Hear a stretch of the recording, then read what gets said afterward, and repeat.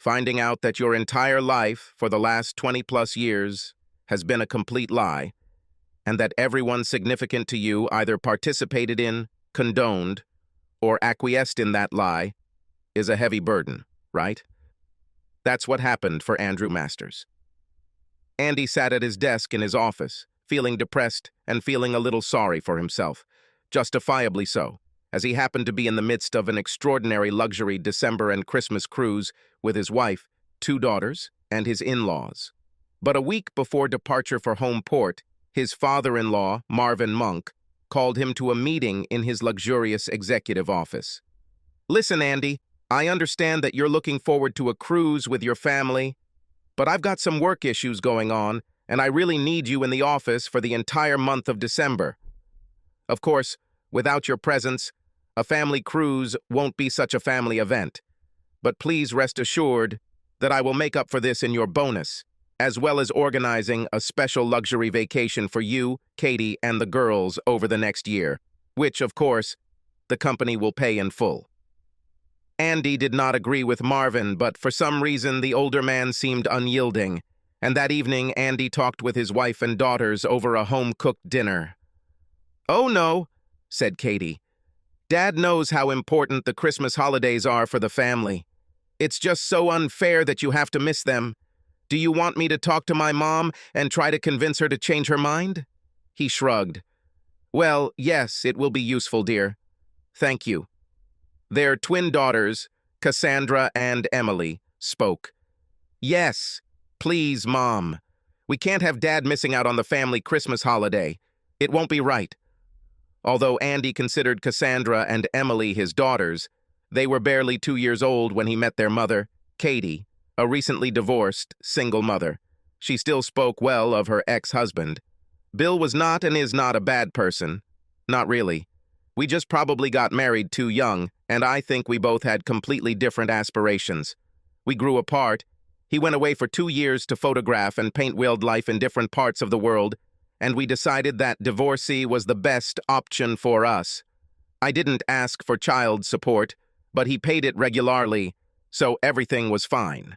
When Andy met Kathy, he had just completed his MBA in Management and Business Communications, and over dinner, he impressed Kathy's father, Marvin, with his deep knowledge of business, especially the industry in which Marvin himself worked. By the end of the evening, Andy had arranged a meeting with Marvin the next morning to discuss the possibility of working on the staff of his rapidly growing business empire. Andy continued to date Katie and discovered that he loved the twins as if they were his own daughters. After a year of dating, he proposed to Katie. She accepted. They got married. And Andy continued to work for Marvin, eventually taking the position of Marvin's assistant referent. He was the perfect employee, the perfect husband, the perfect father to the girls, and the perfect son-in-law to Marvin and Claire. It was he who dealt with the monsters under the girls' beds and the monsters in their closets, who took turns getting up at night and comforting them when they were sick, helped them with homework, consoled them when their dates didn't go according to plan, etc. He made sure to treat the girls as his princesses and their mother as his queen. Katie did not work, but was active in several charities funded by GWS, a company run by her father. She was the real queen of local social life. 16 years later, he suddenly felt like a dinosaur in one of those cartoons that depict dinosaurs with food falling out of their mouths and looking up in amazement as a 6-mile-wide asteroid known as the Chicxulub asteroid screamed through the sky, ending life as they knew it. It was December, a few days before Christmas, and he missed his wife and daughters terribly. He grumbled to himself about having to stay at work while his family enjoyed a month-long cruise to the Caribbean. He didn't know why he had to stay at work, but at home the bed seemed very large and empty, and the house seemed like a booming echo of silence. For lack of a better expression, his hitherto ideal life was disrupted by his personal Chicxulub asteroid. When Marvin's personal assistant, Julia Weston, knocked nervously on his office door. "Andy, would you please give me a minute of your time?" "Of course I will, Julia. Please close the door and sit down. You look a little worried. Can I help you?" At this moment, Julia began to cry. And then Andy noticed that she came into his office with a pack of tissues with which she wiped her eyes. "Thank you, Andy. It's so nice of you. This is exactly what I expected from such a wonderful, resilient guy like you. But I came to you with a problem that does not concern me, but with information about a problem that concerns you." "Please continue," Andy said, knowing that no matter what she said to him, he wouldn't like it. "We're talking about that month-long family cruise for December and Christmas that you obviously got kicked out of at the last minute." Andy nodded silently. "I helped Marvin book a cruise, but I didn't understand what was going on with him until he told you that you were dropped at the last minute. Andy, the truth is that there was no reservation for you on this cruise at all. Your place was taken in advance by Bill Baxter, your wife's ex-husband. He is registered with her in the same luxury cabin. I'm sorry that I was the one who had to tell you about this." Andy felt completely devastated by this news. He thanked Julia for helping him by providing this information. "Why are you telling me this, Julia? And I don't want to sound like a jerk, but you don't have any evidence. Excuse me? I emailed you the booking documents. And also, why did I do this? Because I know what a wonderful person you are. I saw how much you love Katie and the girls, and I realized that I would never allow them to do this to you. Letting Katie's ex-husband take your place on this cruise is nothing short of asshole behavior on the part of all of them. I've worked with Marvin for 25 years. I've known Claire and Katie and the twins since I left college, and I never thought for a minute that he could be so two-faced and, for lack of a better word, so damn evil." "What are you going to do, Julia?" "I am taking early retirement from GWS immediately and moving to Florida to live with my daughter and son-in-law. They're starting a business, and I'm going to roll over my 401k into their newly formed corporation. Ever since my husband died 10 years ago, I've been getting more and more restless. And since my daughter and Dan often asked me to move in with them, and given the way Marvin screwed you up, I thought, if Marvin did something so shitty to you, my own son-in-law, what chance do I have if he decides to do something similar to me?" "I know what you mean, Julia. I really do. However, please assure me that you will not leave simply because of what is happening to me." Julia shook her head. "It certainly helped me decide, Andy, but not more." They both stood up and he hugged her. "Thank you for bringing me up to date. Apparently my so-called family is up to no good. I'll keep you posted. We will keep in touch." She left his office, and Andy realized he had something to think about. After what Julia said, Florida seems like a good option, he thought. A few days later, on Christmas morning, he sat alone in the house he shared with Katie and her girls. He realized that his attitude towards them was changing. The house he shared with them is no longer shared, and Cassandra and Emily are no longer his daughters. Cassandra and Emily are now her girls. Is this why Katie always rejected the idea of adoption? Did he wonder? And what he considered a house is now just a building, if that. Even before he found out that Bill Baxter was replacing him, Andy wasn't too keen on the idea of finding someone to spend Christmas with. But now that Katie and the girls had gone on a fucking month-long family cruise with her ex-husband, he realized he didn't want to hang out with any of the friends he'd made since getting together with Katie and the girls. After all, most of them were Kathy's friends first and Andy's friends second, so how many of them know that he's Kathy's clown? No, it's better to stay away from them. He was an only child and his parents died when he was very young, so he has no family of his own to visit. So that year, he decided not to celebrate Christmas at all. He thought about cooking himself something for Christmas dinner. Walmart has a variety of instant Christmas meals, from Kraft Deluxe white cheddar, easy macaroni, and cheese that can be easily reheated in the microwave, to frozen Stauffer's roast, a tender white turkey. He realized that if he bought any of these things, he would look like the biggest loser in the world, and decided to avoid anything that reminded him in any way of the Christmas meal. And then, on Christmas morning, his phone rang. The screen showed that it was Katie. He decided to answer the call. "Merry Christmas, Dad." It was Cassandra calling from her mother's phone. "Merry Christmas, Cassandra, and also Emily and Katie," he replied evenly. "Who are you celebrating Christmas with, Dad?" "With no one. In fact, I don't celebrate at all. After all, Christmas is a time for people with families. And since I don't have a family, I decided not to bother. Katie chimed in. Oh, are you feeling neglected, dear? When we get back, I'll fix everything. Besides, Dad says that the company will organize a nice vacation for you, me, and the girls next year. Good idea, Katie, really good. But how will your man, Bill Baxter, feel about this? After all, during the entire cruise, you will live with him in the same luxurious cabin, presumably as husband and wife. Katie gasped and said, "Who told you this? It's not what it seems." "True. This is not true." "Don't worry, Katie.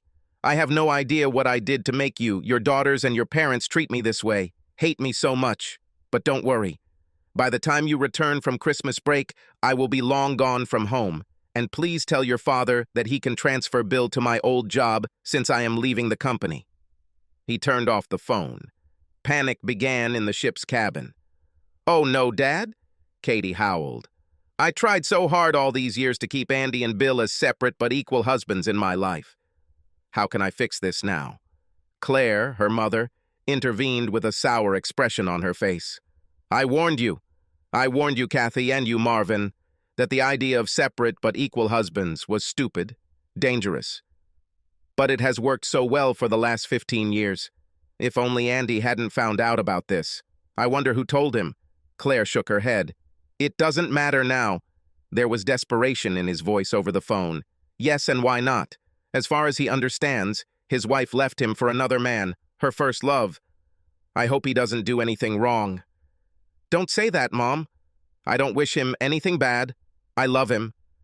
"Well, I think Andy almost certainly doesn't feel love from either of us at the moment," Claire said. And she was right. Andy felt unloved, humiliated, insulted, and ridiculed. And all this from those whom he mistakenly considered to be his family, who he believed loved him as much as he loved them. Andy was always jealous of the British and other Commonwealth countries who celebrated Boxing Day, or St. Stephen's Day, on December 26th. But now, on the morning of December 26th, he was glad that in American offices, this day was considered a regular working day, although sometimes with a tinge of regret from a hangover.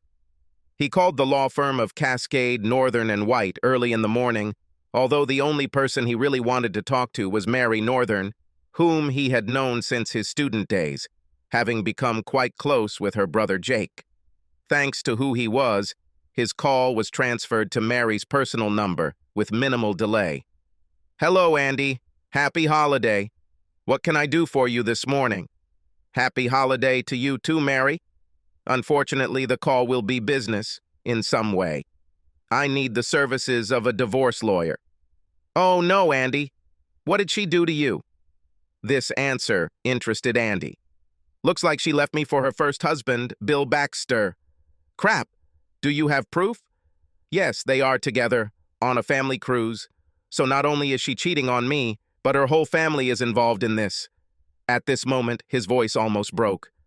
"Oh, baby, this is terrible. The whole family, including the girls? Crap. Look, I'll handle this personally for you. In fact, I'll save the afternoon for you if you don't mind." "At 1 p.m.?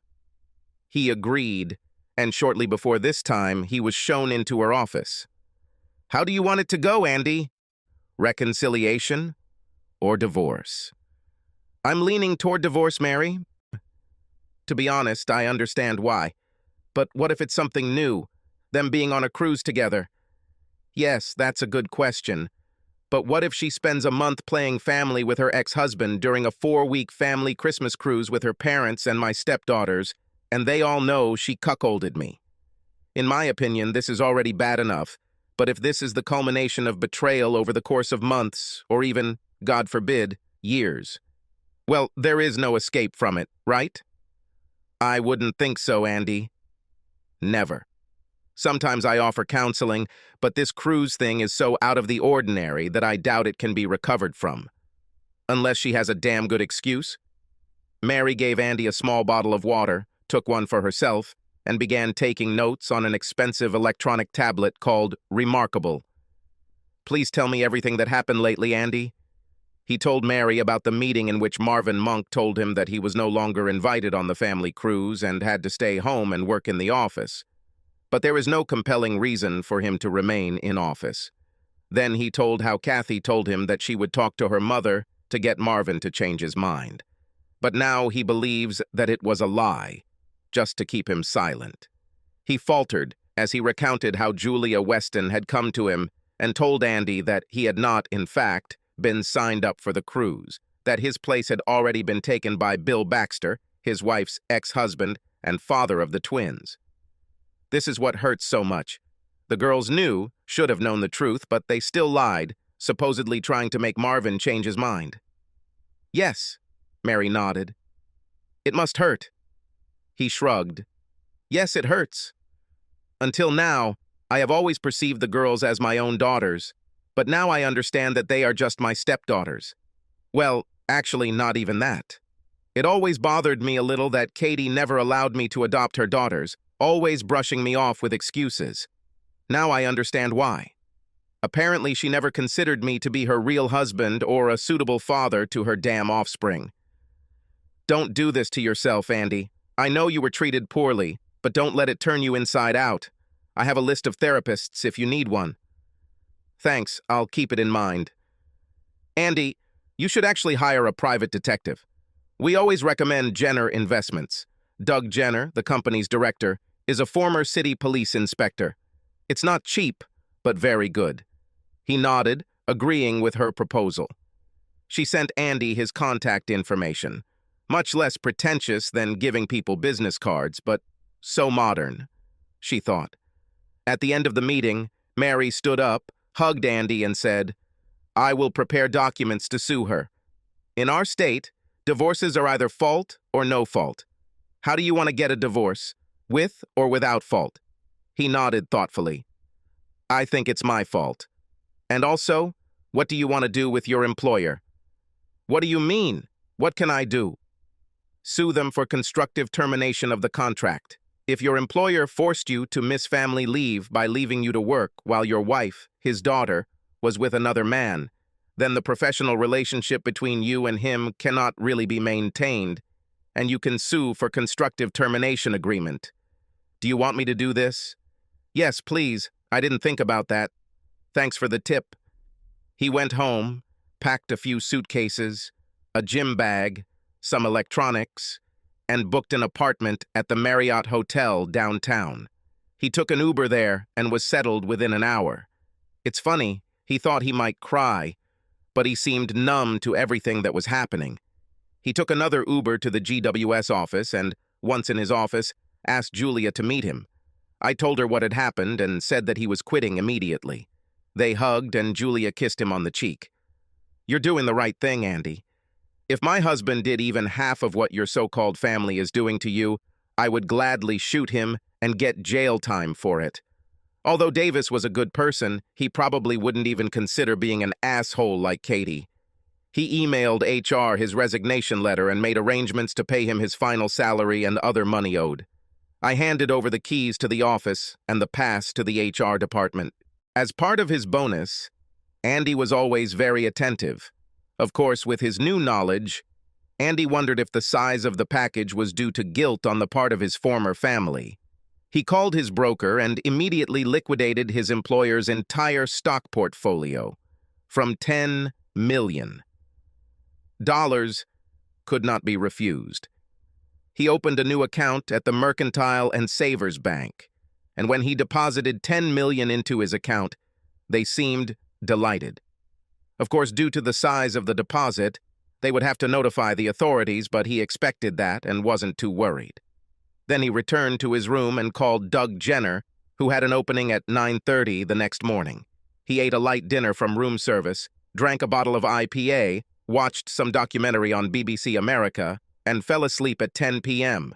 For some reason, traveling alone and staying in hotels, Andy never managed to stay up late.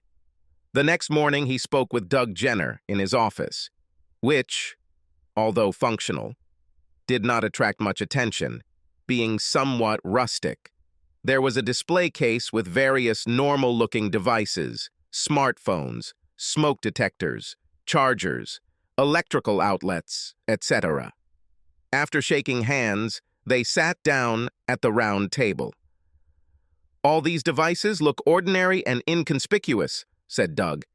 "But in fact, they are eavesdropping and listening devices. True, I don't think they will be useful in your case, but you never know. At least initially, to find out what your wife is doing, my company will use her social networks. Surprisingly, most people who either sexually cheat on their spouse or steal from their employer or business partner are too stupid to realize that they are spreading the word too much to the world. I talked to Mary this morning, and she thinks very highly of you. So I'd be happy to work with you to help you learn what you need to learn. But don't make the mistake of using what I tell you to take revenge on them.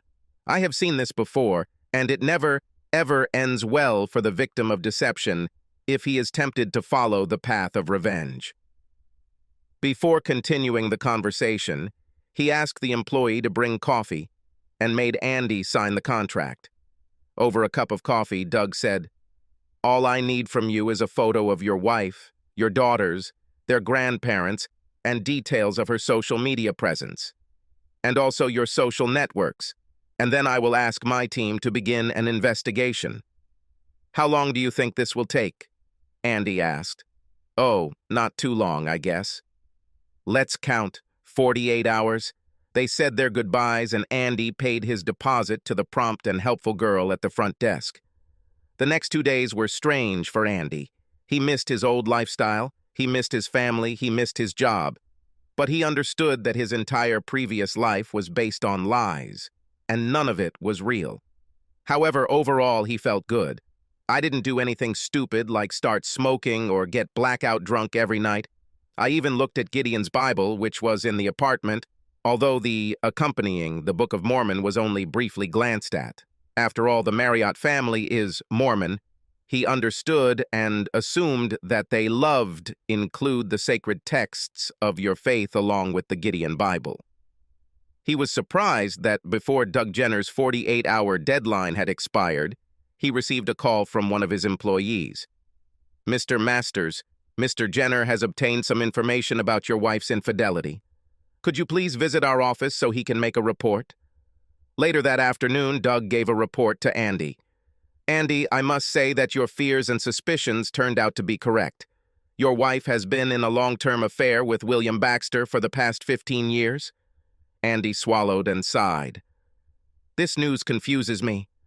On the one hand, I am, of course, devastated, but at the same time I feel relieved." Doug nodded. "Yes, I can understand. You felt betrayed, but now you have the information and knowledge to move on with your life." "How did you find out?" Doug shrugged. "Surprisingly simple. Your wife has had a Facebook page since she was Mrs. Baxter, but after marrying you, she deactivated that page and started a new one under the name Katie Masters. However, a few years after her marriage to you, she reactivated her old page under the name Mrs. Baxter, and it is obvious that from that point on, she had two separate lives, one as Mrs. Masters, the other as Mrs. Baxter. My team was able to use the latest artificial intelligence technology to conduct deep searches of her and your social networks, including Google Calendar, your employer's sites, your relatives' social networks, etc., and we were able to match what was happening. Do you remember the moment when your employer began sending you on long business trips as well as on trips abroad? Andy winced. Yes, I remember since you started talking about it. It must have been 14 or 15 years ago. His face darkened with anger. Were these business trips arranged to give her time to be with Baxter? Doug nodded sympathetically. Yes, it seems like that was the case, at least for some trips. And soon after that, I began to receive large bonuses for my work, as well as huge blocks of shares. I bet it was to appease me, right? Doug shook his head. As far as we understand, this was Monk's way of appeasing his conscience at the insistence of his wife, who was not happy with what they were doing to you. How did this affair begin? Asked Doug. Apparently, Baxter came back from that hole where he worked, photographed and painted, apologized to Katie, and Katie decided that she would have two lives. She would be married to two men. you and Baxter, and her father played a key role in keeping you busy and out of the way so that Katie could spend time with Baxter. Did the twins know about this? Yes, we knew. However, they were actually trained and bribed so that they would never tell you, or so that you would not find out about it by accident. But what I can't understand is why all this nonsense about family leave. What was it? Actually, this question is easy to answer. It looks like Billy Baxter's wanderlust is back. He was assigned to work in Antarctica for the next 4 years as an official photographer and artist. Katie didn't like the idea of being separated from her loved one for such a long period of time, and then she came up with an amazing idea, to invite him to replace you for a month's vacation in order to somehow support her, I think one could say. You. What the hell? Who does this? Apparently, she decided she loved both you and Baxter and devised a scheme to keep you both. Will I be able to use the information you found in my divorce case? Yes, Doug said. All this is in the public domain, so we did not bug your wife and her lover. But I wouldn't have the slightest idea how to get this information. Without you, I would be completely screwed. That's why I take my work so seriously, Doug replied. I sent a copy of the report to Mary Northern, and since the case turned out to be so easy, I won't have to present you with another bill, so there you go. They shook hands and parted. Katie returned to an empty house. All her plans to keep both her husbands' lives separate but equal had turned to crap. She felt a mixture of emotions: sadness for Andy, irritation that Bill, her first love, had already flown to New Zealand to begin his 4-year deployment, and she could only console her daughters for losing 2 fathers in their lives. Besides, she was angry about her mother's attitude towards this whole situation. Yes, she understood that Claire had never fully agreed with the idea of separate but equal husbands, but now she was becoming simply unbearable in her statements. Whenever Katie talked about how bad she felt, Claire would respond, "Indeed? Then imagine how bad Andy is now. And he's not to blame for anything, right?" Katie sent Andy a long text message, essentially begging him to give her another chance. She claimed that having Bill Baxter in her life as her second husband had not caused Andy any harm, and hoped that Andy would agree to marriage counseling to help them get back together. Andy took Mary Northern's advice and scheduled an individual consultation with one of the psychologists on her contact list. He shared this message with his consultant, Pete Waters, who whistled and said, crap. Well, isn't she a narcissist or something?" Andy said, "Do you really think she's narcissistic?" Pete shrugged and answered, "Oh, I was partly joking when I called her a narcissist. It's impossible to make a diagnosis from such a short letter, but, to be honest, I do see some narcissistic traits in her. To think that she can manage 2 husbands for most of her marriage, and then express shock, surprise, and even some resentment when her legal husband decides to leave the marriage is not a normal reaction on her part. A little strange, to be honest. Eventually, she had to be exposed." "Please tell me how it really was." Andy told how he found out about the betrayal and how long it lasted. For a month, he had sessions with Pete every 2 weeks, and for the foreseeable future, he reduced them to monthly. Meanwhile, Mary filed for divorce from Kathy and also began legal proceedings for constructive termination of her contract with Marvin Monk and his GWS Corporation. Andy moved from a hotel room to an apartment a few streets away. Deciding to get into business consulting, he went online and ordered office furniture and a new desktop computer from Quill.com. He never dreamed of getting a lot of work, but to my surprise, I quickly found several clients, or they found it through word of mouth and LinkedIn. He received a letter from the GWS legal department threatening him with dismissal. In response, he demanded that they contact his lawyer, Mary Northern of Cascade, Northern and White, rather than him. To his surprise, neither he nor Mary received any further news regarding their termination letter. "They just merged," Mary said, grinning. In early January, Katie received divorce papers and, to Andy's surprise, neither Katie nor the girls tried to contact him, but Mary noted that this was most likely done on the advice of her lawyers. In March, the case was heard by Judge Jennifer Harris, a rather thin, middle-aged woman who looked a bit like Judge Judy. To be fair, she sometimes played along with it. She liked to look at people in court through stylish glasses with half-open frames. Speaking to her secretary, she shook her head. "This thing is real devilry. Worse than the usual cases we see? Oh God, yes. Much worse. A wife has been cheating on her husband with her ex-husband for 15 years, and her stepdaughters and grandparents know about her cheating." The secretary let out a low whistle. Crap. And the wife justifies this? Yes, which should be funny, or not. Andy's testimony was both impressive and depressing. He wrote that he always wanted to be a father and thought he had achieved fatherhood with Cassandra and Emily, but learned that this was not really the case. Now he knows the reason why his ex-wife and her twins did not allow him to adopt them. Now he's at an age where he probably won't be able to have children of his own, and this is yet another thing that his cheating wife stole from him. At 10 in the morning on Wednesday, the case was opened. "Your Honor, my name is Mary Northern, and I am representing my client, Mr. Andrew Masters, in his divorce from his wife, Kathy Masters. As a basis, we cite Katie Masters' long and blatant affair with her ex-husband, William Baxter. We have evidence that Mrs. Masters has been unfaithful to her husband for 15 years. I'd like to call the first witness, Douglas Jenner." Doug was sworn in. "My name is Doug Jenner. I am the director of Jenner Investments. I was hired by Mr. Andrew Masters to investigate his wife's possible infidelity." "What have you found out, Mr. Jenner?" "I have discovered that Mrs. Masters has been having an affair for the past 15 years, cheating on her husband with her first husband.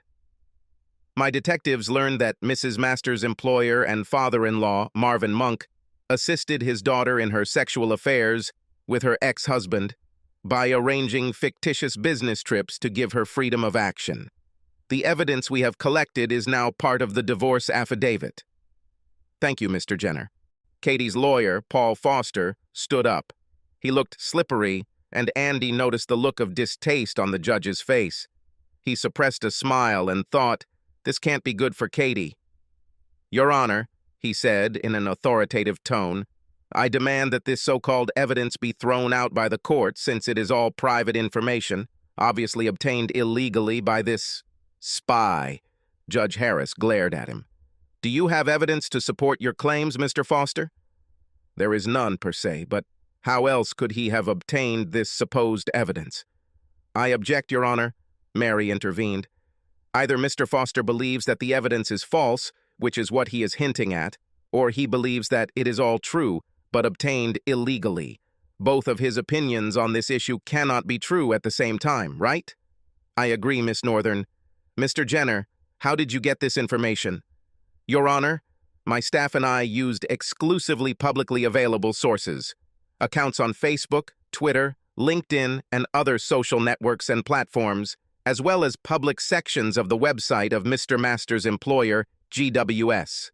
In addition, we discovered a publicly accessible blog by William "Billy" Baxter, which contains information about his current relationships not only with Mrs. Masters, but also with her twin daughters, as well as his former father-in-law and mother-in-law. We also examined publicly available online calendars." The judge said, "Why didn't you use any listening devices, Mr. Jenner?" Shrugging his shoulders, he said, "Well, aside from the legality of the idea, I don't think it was necessary. The reason is that, like many people who engage in sexual infidelity or fraudulent business practices, they are not the sharpest knives in the knife drawer and seem almost forced to share their misconduct, illicit, and illegal activities." Foster asked sarcastically, "If this is true, then why didn't her husband know about it?" "He just didn't look, not really expecting that he should look. I've seen this happen before in similar situations. Foster is an idiot." Andy understood. By acting in this way, trying to challenge the evidence collected by Doug Jenner and his team, he visibly admitted to himself that yes, Katie is a cheater, and then he confronted Andy for not knowing that she was a cheater. What an idiot this Foster is. Judge Harris allowed Doug to sit down. Then she turned to Foster. Mr. Foster, do you have any evidence that contradicts the evidence presented by Mr. Masters' team? Foster seemed stumped by this question. There is none, Your Honor. All I can say on behalf of Mrs. Masters is that she loves her husband and wants him to withdraw his divorce suit. Then why doesn't Mrs. Masters come forward herself? Caddy spoke in court, and it looked pathetic. She really loves Andy. She regrets this family cruisy, but it's mostly a misunderstanding, and the only thing she's done wrong is fall in love with two men, Billy and Andy, and want to keep them in her life, two husbands, separate but equal. Foster let Katie speak. Privately, he thought she was an idiot, but he had been paid a considerable sum for representing someone she didn't want, so he would do it to the best of his ability. Mary finally stood up and looked at Katie. Well, Mrs. Masters, the thought of having two husbands in your life must have made you very happy. A real boost to your self-esteem, but not very good for your legal husband. You, your daughters, and your parents turned Andy into a cuckold, didn't you? I don't like the word cuckold, Katie replied with a slight whine in her voice. Besides, if we consider this word in this context, then Billy is also a cuckold. Mary shook her head. No, a cuckold is a man who is cheated on by his wife. Bill knew about Andy, didn't he? Katie nodded. Yes, I knew. But what's the difference?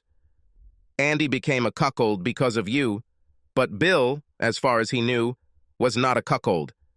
Bill and Andy were never separate and equal in your life, were they? Were. They will still be there if Andy gives up this divorce case.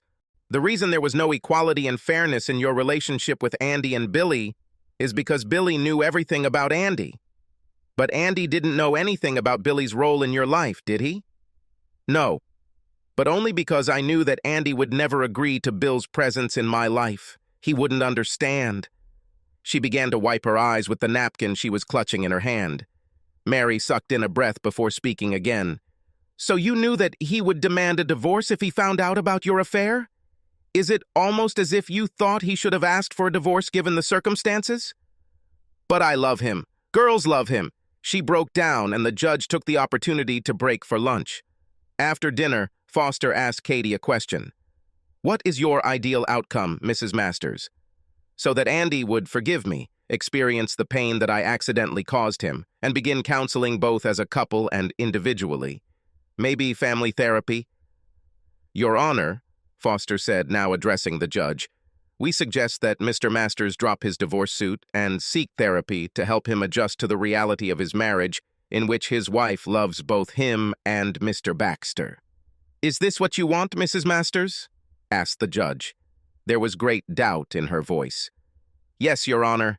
I would like Andy to go to therapy, perhaps hypnotherapy, to help him come to terms with the fact that he is my husband and Billy is my second husband.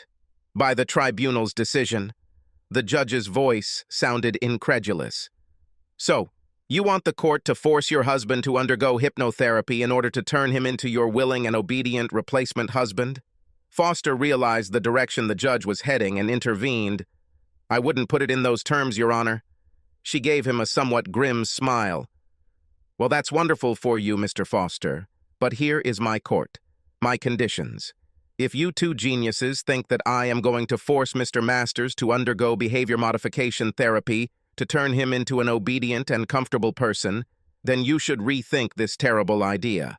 I won't stand for this, and I doubt that any certified or licensed psychotherapist would even agree to such a heinous proposal. She shook her head.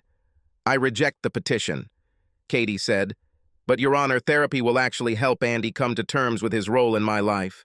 Since Billy would be gone for 4 years, I thought that would be more than enough time for Andy to realize that everything would be okay, to come to terms with the situation. No, the judge said firmly. This won't work. I'm getting closer to making my decision. Mrs. Northern, I see that there is a prenuptial agreement whereby the house owned by the company remains with Mrs. Masters, and Mrs. Masters, by virtue of the infidelity clause, retains only 15% of the matrimonial property.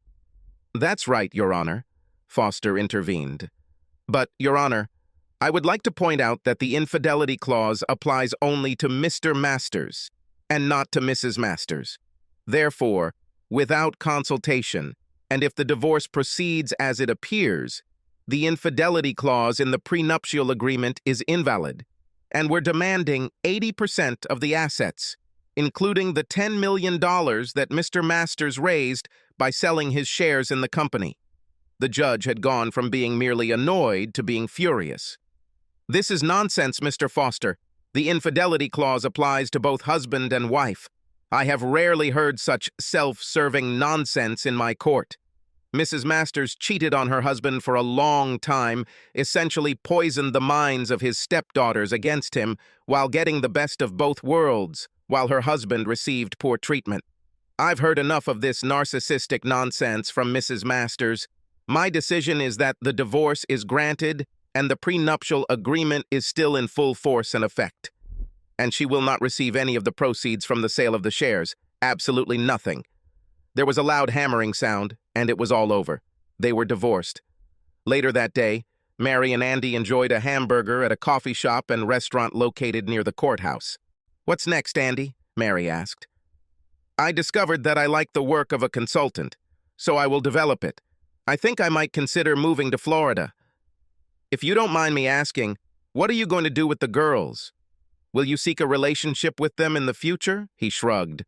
"I don't understand how I can do this. They both knew their mother was cheating on me and they didn't care. Moreover, they encouraged her and lied to me. So I really don't see the point in worrying."